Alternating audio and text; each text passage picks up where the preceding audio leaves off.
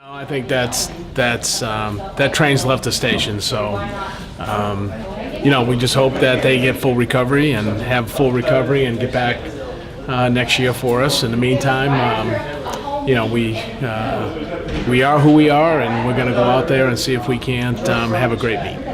Even with the shortage y'all had, y'all still could be a factor, couldn't you, nationally? I think so. I think we're in a position where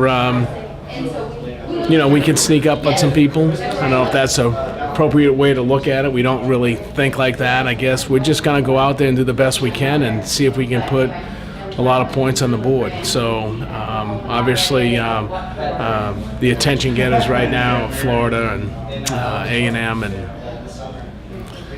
some of those schools. And so we're just kind of laying in the weeds. But we got a good contingent of athletes covering a wide variety of events, and that's the name of the game is have an opportunity. We've got some pretty good athletes, and so we're just going to have to go out there and see if we can put some points on the board. So the message to your athletes is how important now more than ever it is to go out there and really execute to get points for you guys. Absolutely, and it's been our MO all year long. It's like all hands on deck because we don't have one real superstar, although Kenzo is pretty good. He could end up being that superstar because we know what he's capable of doing and how consistent he is. But we get some sleepers in there as well. But we're going to have to score points. There's no question about it. And you need some first, seconds, or thirds. You need some 10-8 and 6 points, 10-8 and 6. But we also need to make sure that those other guys, get on the board and get some points.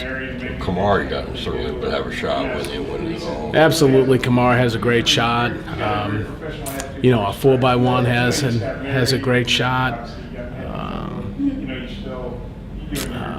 Cameron Griffith. You got to go back to the indoor 3K where he was third at the NCAA Championship, but he was just out of it by less than a second. And he's a dangerous runner, and I think that 1500, even though Josh Kerr from New Mexico is the reigning champ or two, if Cam can put himself in the right position, he's got the foot speed to sprint with anybody. So it's going to be a matter of getting to the final and in finding that good position and being in a position to to have a great kick. If you look at the SEC distance medley relay, Robert Dominic from Ole Miss is the third fastest all-time collegiate miler, and Cameron outkicked him for the distance medley win in that indoor mile on that anchor. So he's a dangerous athlete, and so we look for those kind of guys. Kenzo in the 100, Kenzo in the 200. Those are really competitive races, but we've seen Kenzo win the SEC championship in the 60-meter dash. We know it's there. Again, it's all about being dialed in. It's all about timing, and you can't miss a beat. I mean, you got to really be on. So we got a shot. We got our chances. Can your 4x4 score? Well, I think we went into that 4x4 last year, ranked 5th or 6th or something like that, and we narrowly we broke the school record, ran 3:01, and got second. So you can never count our 4x4 out. You can never count that 4x1 out. And the way our guys have competed, Kenzo and Cameron and all those guys have all competed at the highest level. Can't count them out. So anything can happen. But the big thing is they got there. And so we have 9. I think we have 11 scoring opportunities. Kenzo in the 100, in the 200, Obi in the 400, who's running outstanding right now. Cameron in the 1500, Larry Donald in the 110 hurdles, Kamar in the 400 hurdles. We've got a 4x1, we have a 4x4, we have Harrison in the long jump, and we have 2 real good decathletes. So that covers everything from the 100 already all the way to the decathlon. And so we've got some spots. We're a good team.